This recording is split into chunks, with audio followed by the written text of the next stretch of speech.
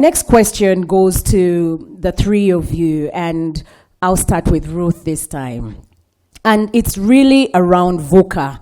Many of us are VUCA fatigued. When you go everywhere, the first slide you see is volatility, ambiguity, uncertainty, complexity, and ambiguity.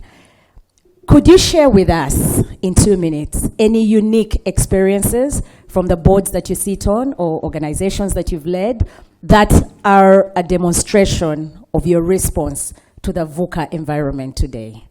Thank you.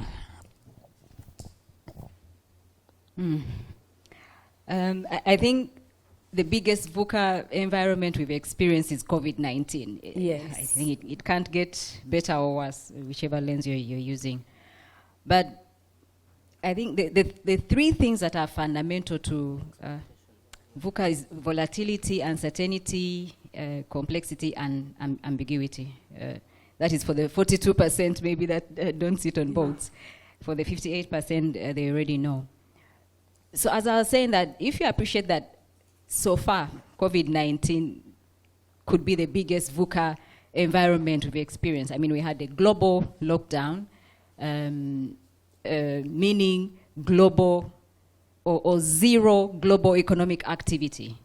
No one ever envisaged that the entire world will close in a way. So I think that to me accounts for the biggest VUCA environment we've ever experienced. So I think generally boards had three areas to interrogate. What is your risk mapping? What is your crisis management?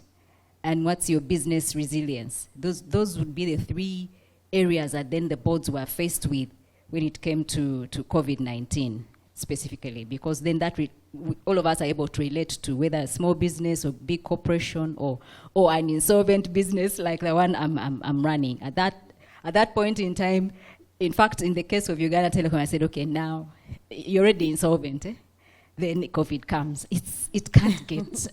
It's such a contradiction of a contradiction. Yeah. So, but even us in our insolvent state, still, you must have a risk mapping. Already you're in a sorry state, but what is your risk mapping? What risk technologies are you using, or risk mitigation technologies in your organization? And then crisis management. I think the many boards had never tested many of their firefighting policies, so to speak.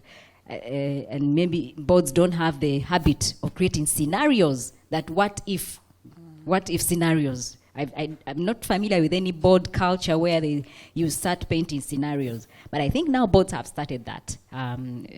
This year I've sat in a board where actually now we played out scenarios, which we didn't have before pre-COVID.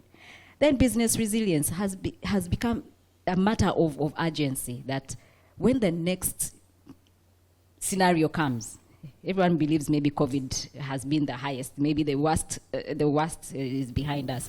But now the conversations in the board are that what is our level of preparedness for the worst thing that could come next. In many countries, in some countries now, of course, Russia, Ukraine is another VUCA environment. Level of preparedness. If you're in food security as a competitor, are you ready? Because remember that also COVID presented some opportunities. Remember, VUCA also can creates both risks and opportunities. So if you're in the airline industry, hotel, obviously then where there was zero business, then that was different. But big technology firms made lots of money.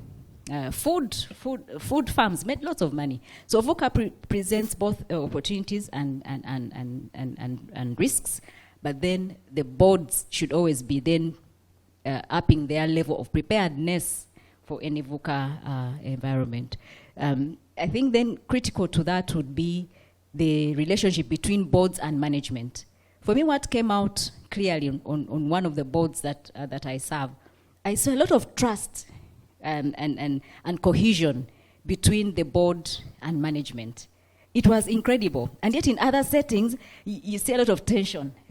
Whenever board is sitting, management is not breathing. But somehow, maybe COVID had a certain way of just bringing a high level of cohesion that we are in this together, and our first priority is safety of employees. In a particular board where I sat, I liked it. I said, what a level of cohesion and trust, and the board trusted the management, and management was running with the show. So a lot of good things also were able to manifest themselves out of COVID. Obviously, then there are some sad scenarios where I chair Special Olympics. We had nothing going on. We are a games-based organization, and as you know, we are dealing with intellectual disability, and most of our not clients, but most of our participants in the games are really in the rural communities. So there is no, you couldn't even say connectivity. It was irrelevant because there is no devices. We don't even have Katochi, you see, for all our runners or whoever uses the Special Olympics platform. So there are some contradictions, huge disparities. Some organizations did very well, and then those that shut down, like the case of Special Olympics, we pretty much shut down. We just waited for when it will open so that our kids can go back into the field to play again. So those are the scenarios.